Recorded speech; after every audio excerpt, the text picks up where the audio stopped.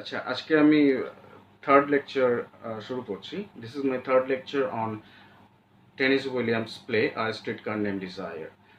In my previous lecture, as if you can remember, I had talked about different historical incidents, and I projected them as kind of historical context toward reading the text to understand the text. Number one, point number one that I mentioned was about the historical migration. আমি এটাই বলেছিলাম যে 1700 এবং 1800 শতকে, মানে during the 17th and 18th century, there were a large number of migration from European mainland to America. What I mean by European mainland is, of course, I'm talking about different countries from where the migration actually took place. এই কান্ট্রিজগুলোর মধ্যে অন্যতম ছিল যেমন Germany, France, Italy, তারপর Scotland, Ireland এবং সর্বোপরি Britain or England. এটা গেল প্রথম পয়েন্ট। দ্বিতীয় পয়েন্ট যেটা আলোচনা করেছিলাম সেটা হলো American war for independence in 1775, বা যেটাকে আমেরিকান রেভলিউশন হিসাবে আমরা জানি। We know it and we call it as American Revolution of 1775. The next year, in 1776, America got its independence, got itself liberated from the shackles of British bondage. সেটা হলো 1776 সাল। এই প্রসঙ্গটা আমি কেন বলেছিলাম, কারণ প্রসঙ্গে আমি আরো যেটা বলেছিলাম যে ব্রিটেনের থেকে প্রচুর লোককে পাঠানো হতো আমেরিকাতে in order two set up colonies, এবং এই কলোনিজ গুলো অনেকটা ওই কন্ট্রাকচুয়াল কন্ট্রাক্ট দেওয়া হতো কিছু লোককে, মানে যারা ওখানে অ্যাকচুয়ালি ল্যান্ডলর্ড টাইপের হয়ে গেছিল। তো এই ল্যান্ডলর্ডরা কি করতো, তারা ওখানে কটন এবং টোব্যাকো, আমি কটন এবং টোব্যাকো নিয়ে গতদিনও আলোচনা করেছিলাম, কটন এবং টোব্যাকো চাষ করতো এবং কটনটাকে তারা লিভারপুল ফ্যাক্টরিজে পাঠাতো, আর টোব্যাকোটাকে তারা এক্সপোর্ট করতো বিভিন্ন আফ্রিকান কান্ট্রিগুলোতে। তো আমেরিকান রেভলিউশন এই বিষয়টা আমি আলোচনা করেছিলাম, তো এই বিষয়টা আর বেশি কিছু বলতে চাইছি না। তৃতীয় যে পয়েন্টটা আমি আলোচনা করেছিলাম সেটা হলো about the Civil War, the American Civil War that took place between 1861 and 1865, that is for 4 years. এবং এই আমেরিকান সিভিল ওয়ার প্রসঙ্গে আমি নেক্সট যে পয়েন্টটাকে আলোচনা করেছিলাম, that is a concept of American South or Southern America. Okay, তো আমি এটা বারবার করে অবশ্যই বারবার করে বলেছিলাম যে এই নাটক বা টেনিস উইলিয়ামসের নাটক, শুধু টেনিস উইলিয়ামস না, আমরা যখন টেনিস উইলিয়ামসের কিছু বছর senior, almost 20 years senior to tennis Williams, আরেকজন নাট্য ব্যক্তিত্ব ছিলেন আমেরিকার, তিনিও অত্যন্ত ফেমাস, অত্যন্ত popular, very famous and very popular. তার নাম হলো ইউজিন ওনিল, বা অনেকেই বলেন ইউজা ওনিল। তো ইউজিন ওনিল, উনিও ওনার যে নাটকগুলো ছিল সেই নাটকগুলো কিন্তু ঠিক একই এই সিভিল ওয়ারের, মানে অনেক বেশিরভাগ নাটক এই civil war, American South, American North, I mean confederacy, union, I hope you remember, এই বিষয়টা বা এই প্রসঙ্গে এই প্রাসঙ্গিক বিষয়টা তার নাটকের মধ্যে উঠে আসছে। তার মানে American civil war is in fact such a historical context which is very much essential to know and learn, to approach to understand the American literature as whole. তো অবশ্যই স্ট্রিটকার নেম ডিজায়ার এই নাটকটা বোঝার জন্য আমি বারবার করে বলেছিলাম যে আমেরিকান সাউথ বা সাদার্ন আমেরিকা এই কনসেপ্টটা অত্যন্ত জরুরি। এই বিষয়টা নিয়ে আমি আর বিশেষ কিছু বলবো না। আর মোটামুটি আর লাস্ট যে পয়েন্টটা আমি আলোচনা করেছিলাম এই প্রসঙ্গে, হিস্ট্রিক্যাল পয়েন্ট, এবং সেটা আমি বলেছিলাম মেনলি সেটিংটা নিয়ে আলোচনা করার সময়। সেটিং মানে স্ট্রিটকার নেম ডিজায়ার এই নাটকের সেটিংটা কোন সময়ের, সেই বিষয়টা বলার সময় আমি এটা বলেছিলাম যে context of the history between the first world war and the second world war. এবং আমি এটা বলেছিলাম যে স্ট্রিট কার নেম ডিজায়ারটা মোটামুটি লেখা হয়েছিল 1940s-এর ব্যাকগ্রাউন্ডে, 1940-এর দশকের। এই নাটকটার সেটিংটা এই সময়ে, নাটকটা লেখা হয়েছিল অবশ্যই 1947-এ, বা ওই সময় মঞ্চস্থ করা হয়েছিল। আজকে মেনলি আমি যে বিষয়টা নিয়ে আলোচনা করব, আজকে আর হিস্ট্রিক্যাল ব্যাপারে যাব না, আজকে আমি লিটারেরি ব্যাকগ্রাউন্ডে যাব। লিটারেরি ব্যাকগ্রাউন্ড বলতে আমি বোঝাচ্ছি mainly about tennis Williams. Tennis Williams তিনি একজন নাট্য ব্যক্তিত্ব, তো একজন নাট্য ব্যক্তিত্ব এবং সর্বোপরি একজন শিল্পী। হি ওয়াজ অ্যান আর্টিস্ট। তো being an artist, how his artistic faculties began to develop. প্রত্যেক শিল্পীরই একটা ফেজ অফ লাইফ থাকে, যে ফেজ অফ লাইফে they get the maximum exposure to life. They are they are fed with myriad experiences of life. তো এই যে মিরিয়েড experiences of life মানে প্রচুর বিভিন্ন ধরনের ভিন্ন ধরনের অভিজ্ঞতা তারা সঞ্চার করেন তাদের জীবনে, এবং ভিন্ন ভিন্ন ঘটনার তারা সাক্ষী হয়ে ওঠেন। এটা কিন্তু একজন শিল্পীর ক্ষেত্রেই হয় শুধু নয়, আমি বা আমরা যারা সাধারণ নাগরিক বা সাধারণ মানুষ, তাদের জীবনেও কিন্তু দেখতে গেলে তাদের ছোটবেলা থেকে বেড়ে ওঠা থেকে শুরু করে তাদের যৌবন এবং তাদের বার্ধক্য বয়স অবধি তারা প্রচুর প্রচুর ঘটনার সাক্ষী হয়ে থাকেন। They also achieve or gain kind of myriad experiences, and they also get the exposure to various experiences of life. কিন্তু শিল্পী সত্তা একটু আলাদা, আমাদের সত্তা থেকে একটু আলাদা। মানে তাদের বা শিল্পীদের যে জিনিসটা বলা যায় আলাদা, সেটা হলো that is the sense and sensibility. Okay, তো their sensibilities are very kind of intricate, বা বলা যায় খুব সূক্ষ্ম। They have the ability to explain it in the rhetorical terms if he is a writer. Okay, they have the capacity and capability to in fact reproduce that experience in the realm of their artistry, in their own way and by utilizing their own artistic artifices. So that is how an artist is different from we the normal common people. তো tennis Williams একজন artist, এবং তার artistic faculty একটা ছিল, নইলে এত বড় লেখক কি করে হতেন। আমি এই প্রসঙ্গে একটা ছোট্ট প্রশ্ন আমি রেজ করব, that is basically a very simple one, খুব ছোট্ট একটা প্রশ্ন, কিন্তু এটা আমি নিজে উত্তর দেব না। এই প্রশ্নের উত্তরটা I will ask you to search it by yourself. তোমরা নিজেরা এই প্রশ্নের জবাবটা দাও। কারণ দেখো, প্রত্যেক শিল্পী, যারা শিল্পী মানে এই যে শিল্পী সত্তা তাদের মধ্যে থাকে, তারা কি করে বোঝেন যে তারা শিল্পী হতে চলেছেন? How do they understand that they are going to be the artist? সব শিল্পী তো রবীন্দ্রনাথ ঠাকুরের মতো হন না, যে তার একটা রবীন্দ্রনাথ ট্যাগর, হি ওয়াজ born and brought up within a literary atmosphere. He was growing up amid the apex body of cultural practices, right?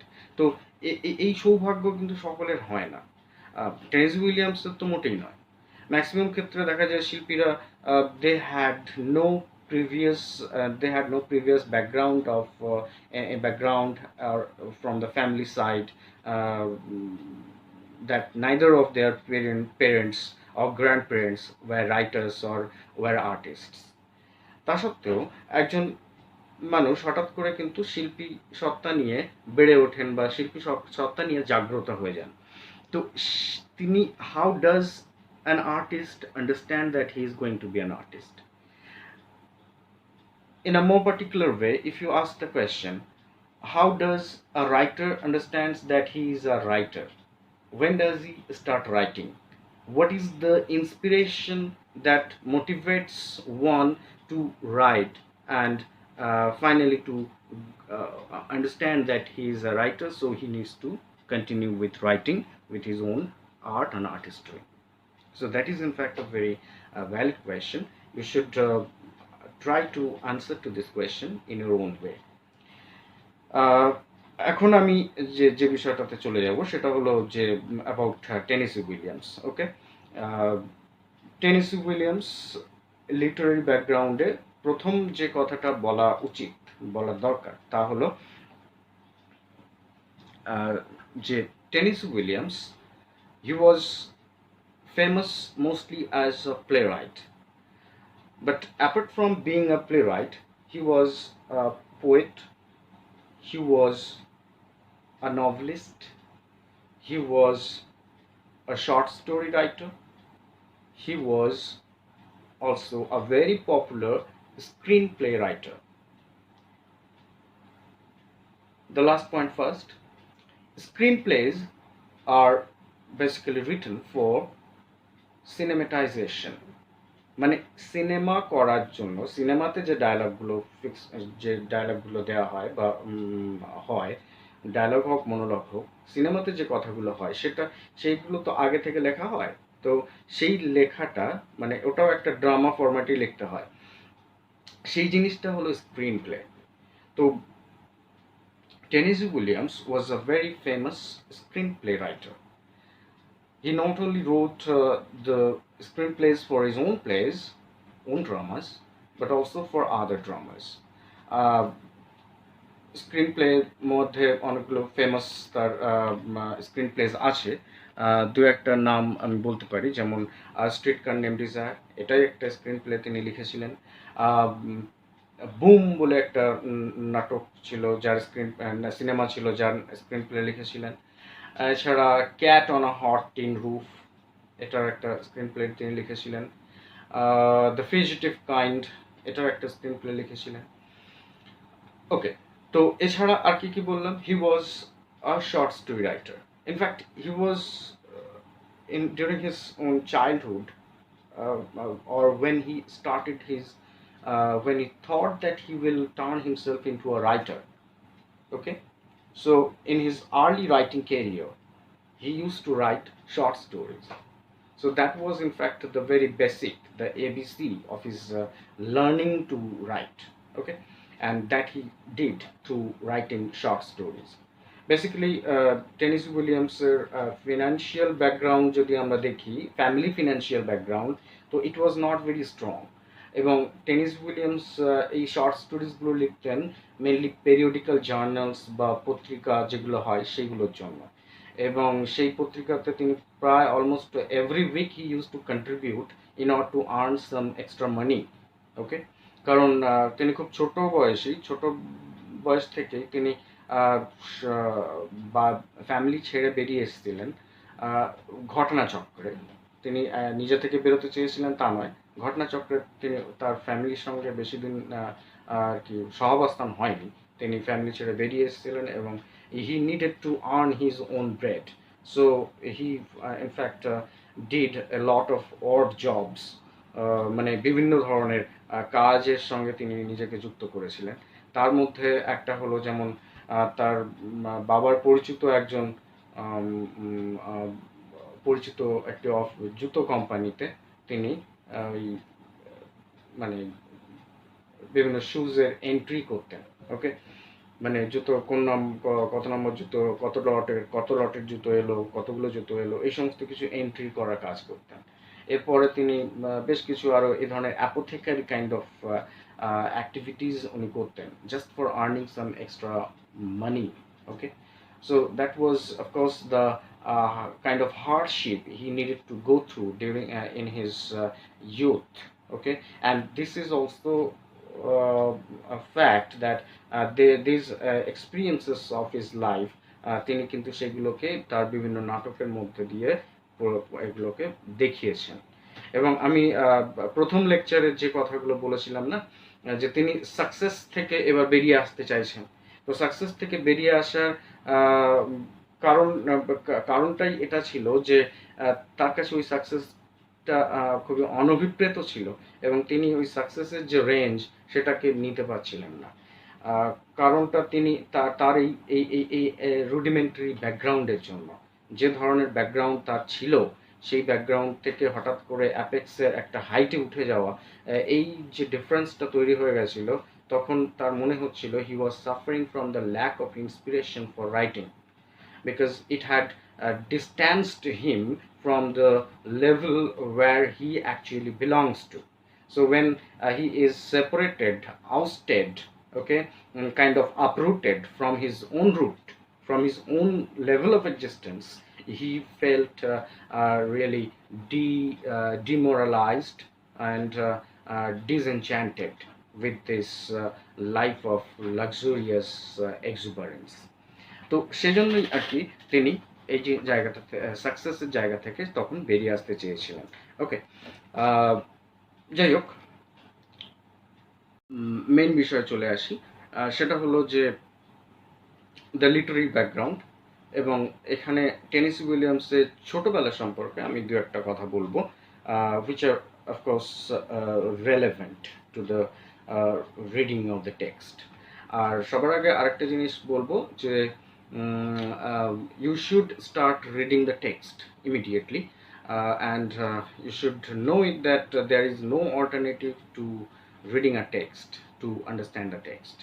তো একটা টেক্সট বোঝার জন্য টেক্সটটা পড়াটা ভীষণ দরকার। আমি হয়তো নেক্সট ক্লাসেই সামারি করব, গল্পটা বোঝাবো, যতই বোঝাই আর যতই ভালো মানে যত রকমভাবেই বোঝাই, টেক্সট না পড়া অবধি কিন্তু বিষয়টা তোমাদের বা for the readers it is difficult to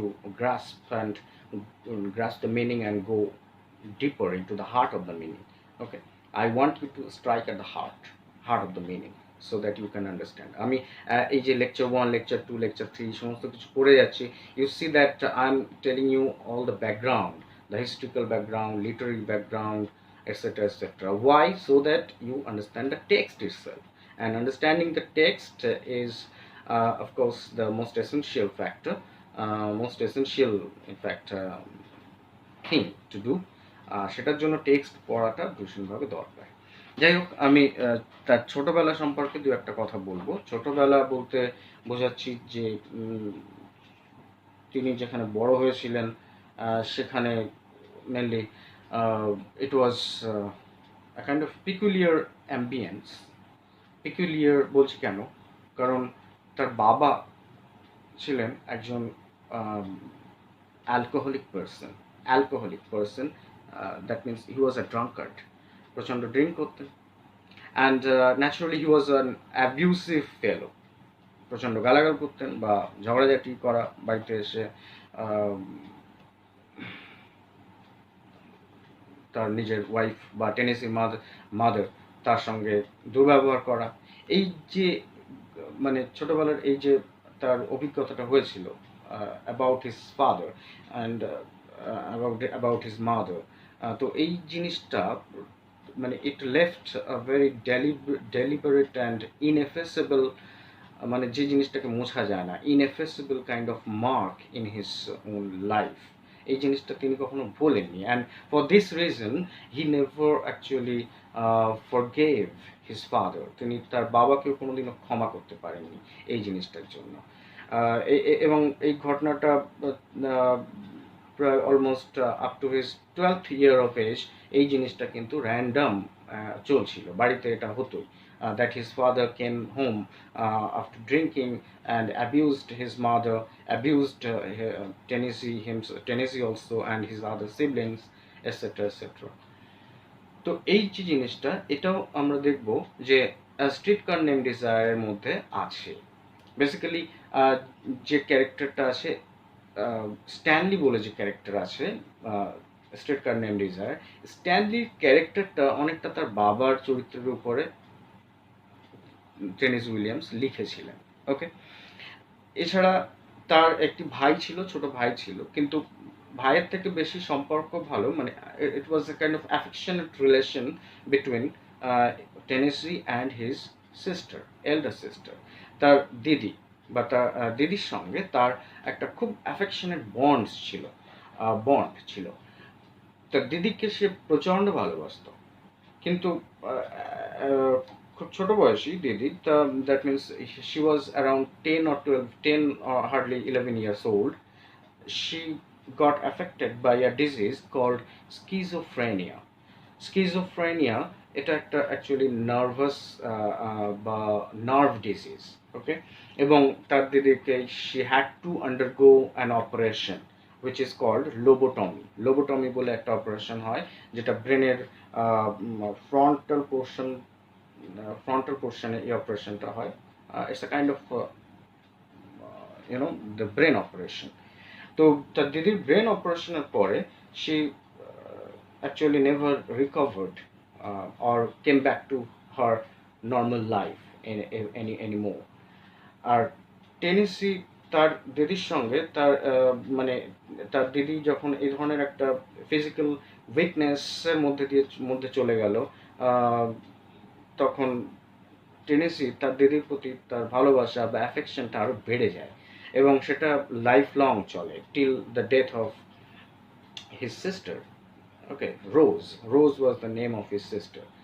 তো এই রোজ ক্যারেক্টারকেও আমরা কিছু মানে টেনেসি স্ট্রিট কন্ডেম ডিজারের মধ্যে অতটা না পেলেও আমরা এই রোজ ক্যারেক্টারটা আমরা পাই দ্য গ্লাস ম্যানেজারির লরা ক্যারেক্টারের মধ্যে। ওকে, আমি যে বিষয়টা মেনলি বলতে চাইছি যে কিভাবে টেনেসি উইলিয়ামস তার জীবনের সঙ্গে যে ব্যক্তিরা জড়িত ছিল, তার বাবা, তার মা, তার দিদি, তার ভাই, এবং Tennessee himself, about Tennessee's own person, এদেরকে নিয়েই তিনি কিন্তু তার সবচেয়ে সাকসেসফুল চরিত্রগুলোকে তৈরি করেছিলেন। এই যে লরা, ব্লাঞ্চ, স্টেলা, মিচ, এই ক্যারেক্টার সবাই কিন্তু তার অত্যন্ত ঘনিষ্ঠ কেউ না কেউ ছিল, যাদের সঙ্গে এই ক্যারেক্টারদের কোনো না কোনো সামঞ্জস্যতা ছিল। তো এই জিনিসটা একটু আমাদেরকে প্রত্যেকটা ক্যারেক্টার যখন আলোচনা করব, ক্যারেক্টার অ্যানালিসিস করব, তখন এই বিষয়টা আরও ভালোভাবে আমরা বুঝবো। বিষয়টা নিয়ে আলোচনা করব অবশ্যই আরও ডেপথে গিয়ে। শুধু এটা নয়, অনেক সময় দেখা যাচ্ছে দুটো ক্যারেক্টারকে পাঞ্চ করে দিয়ে আরেকটা ক্যারেক্টার তিনি করতেন। ওকে, তো এটা মেনলি আমি যে বিষয়টা এখন আলোচনা করছি সেটা হলো টেনেসি উইলিয়ামসের art of characterisation. Art of characterisation নিয়ে আরও কিছু বলার আগে ছোট্ট করে আরেকটা বিষয় আমি বলবো, সেটা হলো যে ওই যে বলছিলাম তার দিদির কথা বলছিলাম, এবার টেনেসি উইলিয়ামসের নিজের সম্পর্কে একটা কথা ছিল, সেই কথাটাই মেনলি বলতে চাইছি। সেটা হলো যে Tennessee himself was a patient of diphtheria. তার ডিপথেরিয়া বলে একটা ডিজিজ ছিল, এবং he was not actually like in fact a guy of normal robust nature. In his childhood he was not really very normal and robust kind of child, এবং তার বাবা এটার জন্য খুব unhappy and dissatisfied or distressed ছিল, and often abuse Tennessee for this reason. Okay, তো তার নিজস্ব যে এই ছোটবেলার কিছুটা মানে অপারগতা বা inability to act and do things like other normal and robust children, playing, sporting, etc. তিনি এই জিনিসটা করতে পারতেন না because of his feeble and weak health or weak physique. ওকে, তো এই কারণে এটাও একটা কারণ যে he used to be very close to his sister Rose. এরপর রোজ যখন বাড়িতে ফিরল after the operation call lobotomy, he found that he got to be detached, gradually getting detached from his sister, because his sister could not recover completely from the disease of schizophrenia. তো দিন দিন যেন Tennessee অনেকটা একা হয়ে যাচ্ছিলেন। তার সাথে সাথে যেটা ছিল সেটা হলো his alcoholic and abusive father.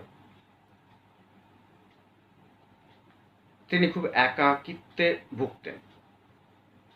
এই একাকিত্বে ভুগতে ভুগতে একটা সময় মানে it is also kind of disease, এবং এটা ভীষণ ডেঞ্জারাস একটা ডিজিজ। তো টেনিসির ক্ষেত্রে যেটা হয়েছিল, Tennessee himself actually wrote it in his memoirs. Memoirs বলে একটা নন ফিকশনাল বই আছে, অনেকটা অটোবায়োগ্রাফির মতো। তিনি তার জীবনের অনেক অভিজ্ঞতা সেখানে লিখেছেন। তো সেখানে তিনি বলছেন যে this is what drew him toward reading, brooding and writing. তো তিনি যখন বড্ড একাকিত্বের মধ্যে ঢুকে যাচ্ছিলেন বা একাকিত্ব ফিল করতেন, তখন তিনি কি করতেন? তখন তিনি পড়তেন, রিডিং। আর কি করতেন? ব্রুডিং, ভাবতেন। আর কি করতেন? রাইটিং, লিখতেন। তো দ্যাট ওয়াজ দ্য বিগিনিং। আমি এর আগে একটা প্রশ্ন করেছিলাম যে what makes an author an author? Where does he get an inspiration to be the author? How does he understand that he is an author?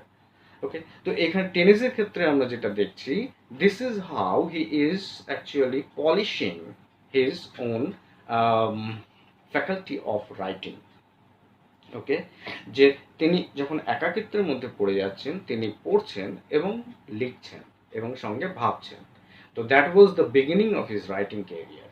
তো এটা একটা অদ্ভুত একটা বিষয়, peculiar ambience at home that dragged him toward writing and triggered him into being a writer. Okay, so that is the point I wish to mention actually. আরেকটা autobiographical note আমি এখানে দেব, as part of the literary background I am talking about, যে তার মানে বাবা একটা সময় পরে তিনি তার একটা প্রমোশন হয় এবং তিনি ট্রাভেলিং এজেন্ট হিসাবে বা সেলসম্যান হিসাবে তিনি একটা জুতো কোম্পানিতে, শুজ কোম্পানিতে তিনি চাকরি করেন। তো সেই সময় তাকে মানে he needed to, Tennessee's father needed to travel from one place to another.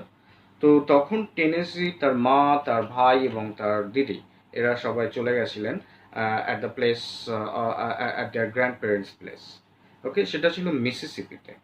তো মিসিসিপিতে যে বাড়িটাতে তারা থাকতেন, সেই বাড়িটা ছিল টু স্টোরিড, মানে দোতলা বাড়ি। দোতলা হলেও মানে নিচের তলার অর্ধেকটা পোর্শন প্রায় মানে রাস্তা থেকে অনেকটা নিচু ছিল। আমরা পাহাড়ি এলাকায় যদি যাই এই ধরনের বাড়ি অনেক সময় দেখতে পাবো। তো মিসিসিপির ওই যে বাড়িটাতে তারা থাকতেন, মানে it was a squalor place, the squalor atmosphere where he use to leave.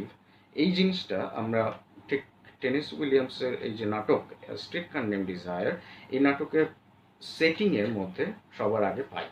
আমি সেটিং মানে একদম নাটকের শুরুটা যেখানে হচ্ছে, সেখানে টেনিস উইলিয়ামস সেটিংয়ের ব্যাপারে বলছেন। আমি সেই কয়েকটা লাইন আমি পড়ে শোনাচ্ছি। That is the setting. এবং এই যে বাড়িটার কথা বা সেটিংটার কথা বলছেন না, ঠিক একই জিনিসটাই কিন্তু টেনিস উইলিয়ামস বা একই ধরনের বাড়িতে টেনিস উইলিয়ামসরাও থাকতেন। Okay, so listen to my words, listen to the words carefully. The exterior, within parentheses, the exterior of a two-story corner building on a street in New Orleans. New Orleans কথাটাও কিন্তু street condemn ডিজায়ারের মধ্যে আছে, এবং new Orleans ওইটা যা actually জায়গার নাম যেখানে টেনেসি নিজে থাকতেন। The exterior of a two-story corner building on a street in a New Orleans which is named Elysian Fields and runs between the L and N tracks and the river. The scenario is poor, but unlike corresponding sections in other European cities, it has a raffish charm. The houses are mostly white frame, withered grey, with rickety outside stairs and galleries and quaintly ornamented gables. কতটা বুঝলে জানি না, যাই হোক, এই যে ডেসক্রিপশনটা দেওয়া আছে, এই ডেসক্রিপশনটা পুরোপুরি টেনেসি উইলিয়ামস যে বাড়িতে মিসিসিপি নিউ অরলিয়ান্সের যে বাড়িটাতে থাকতেন সেই বাড়িটারই একদম হুবহু একই রকমের ডেসক্রিপশন আছে, বা সেই ডেসক্রিপশনটাই তিনি দিয়েছেন। আচ্ছা, আমি মেনলি আর্ট অফ ক্যারেক্টারাইজেশন নিয়ে কথা বলছিলাম একটু আগে। তো আর্ট অফ ক্যারেক্টারাইজেশনে টেনেসির যে বিষয়টা নিয়ে লাস্ট আমি বলবো আর কি, তারপরেই শেষ করব, বেশিক্ষণ আর নয়। What is most brilliant and extraordinary, একটা কোটেশন পড়ছি আর কি actually, what is most brilliant and extraordinary about Tennessee's art of characterization is that his protagonists are portrayed as representatives of not the oppressed but the repressed. মানে তার নাটকের অনেক চরিত্র, maximum চরিত্রে আমরা দেখব কিছুটা অপ্রেসড, এবং প্রোটাগনিস্টের ক্ষেত্রে দেখব তিনি নট অনলি মানে অপ্রেসড ঠিক নন, বাট রিপ্রেসড। মানে এখানে যে থিমটা আসছে সেটা হলো থিম অফ রিপ্রেশন। এটা একটা psychological term, okay, repression. So the protagonists he created, they used to suffer from this repression. রিপ্রেশনটা বোঝার জন্য একটু ফ্রয়েডের সাইকোঅ্যানালিটিক থিওরিটা ভীষণভাবে দরকার। তো আমি I think it is better I start this topic next day with the psychoanalytical theory of Freud. একটু ফ্রয়েডের বিষয়টাও একটু জানা যাবে, কারণ Freud was one of the most vital source of inspiration for Tennessee's development of art of characterization. ওকে, তো টেনেসির যে art of characterisation সেটাতে একটা ভাইটাল মানে ফোর্স ছিল ফ্রয়েড। এই যে বিষয়টা খুব বেশি টেনেসি নিজেও স্বীকার করেননি হয়তো, কিন্তু সাইকোলজিক্যাল ইন্টারপ্লেজ অফ দ্য ক্যারেক্টার্স, এই between the characters or within a single character, জিনিসগুলো আমরা যখন দেখব, Freud is an essential reading for understanding Tennessee Williams. এর সাথে সাথে লাস্ট পয়েন্ট, এর সাথে সাথে আরও দুজন লোকের কথা বলবো যারা টেনেসি উইলিয়ামসের লাইফে were very much influential to develop his artistic faculty. Number one is the American poet Hart Crane. Hart Crane is a very lesser known poet today, but during his time, Hart Crane was a popular poet.